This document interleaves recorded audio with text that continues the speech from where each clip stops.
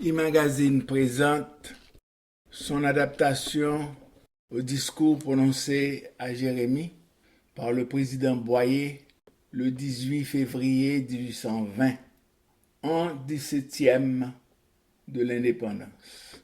Port-au-Prince, proclamation au peuple et à l'armée. Jean-Pierre Boyer, président d'Haïti. Citoyens, lorsqu'en janvier de l'année précédente, je vous annonçais que l'heure était sonnée où l'insurrection de Goma devait finir. J'étais bien résolu de tout employer pour parvenir à ce but.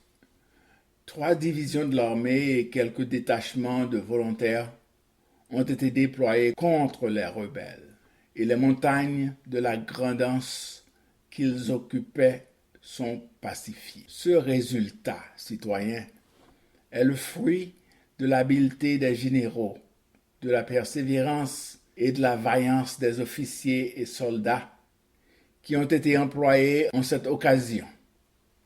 En effet, il n'est point de difficulté que les troupes n'aient surmontées, pas de cavernes qu'elles n'aient fouillées, et partout où elles se sont présentées, la soumission des révoltés a prévenu leur châtiment, et la République, en recouvrant l'un des plus beaux quartiers de son territoire et des personnes égarées, n'a eu à sévir que contre quelques audacieux dont la mort provoquée par leur opiniâtreté a été celle des méchants et des traîtres.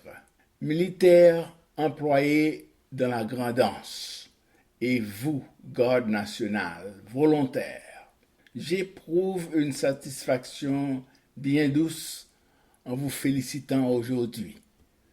Vous avez prouvé que vous saviez allier à la valeur guerrière ce courage indomptable de l'âme qui triomphe de tous les obstacles et rend l'homme capable d'exécuter les plus grandes choses. La patrie est reconnaissante de vos services. Elle ne les oubliera jamais. Vous allez retourner dans vos quartiers respectifs, vous délasser de la pénible campagne que vous venez de terminer. Au sein du repos que vous allez goûter, rappelez-vous sans cesse que si vous avez vaincu dans la Grand'Anse les difficultés qui paraissent insurmontables, il vous reste encore plus à faire. Soyez donc toujours attentifs à ma voix et prêts au premier signal à marcher avec moi là où il faudrait arriver pour consolider la stabilité et la gloire nationale. Et vous, habitants de la Grand'Anse, vos propriétés ont été arrachées par vos généreux frères, les défenseurs de la patrie, des mains des rebelles qui les dévastaient. Je vous les rends au nom de la République. Retournez-y avec confiance et jouissez avec sécurité de leurs possessions dont vous avez été privés depuis 14 années. Rivalisez de zèle et de persévérance avec les autres habitants de nos campagnes afin d'y faire fleurir la culture et l'abondance. Qu'un esprit de justice, de fermeté et de bonté préside sans cesse à vos transactions avec les agriculteurs et surtout envers ceux qui ont été si longtemps dans l'erreur, afin de leur faire regretter leur tort et de leur apprendre à jouir du bonheur à l'ombre des rameaux de l'arbre sacré de la liberté. Votre patriotisme me garantit que vous ne ferez pas moins pour la nation que la nation a fait pour vous. Citoyens, je crois avoir rempli l'une des importantes obligations que je m'étais imposée en acceptant le pouvoir que vous m'avez déféré.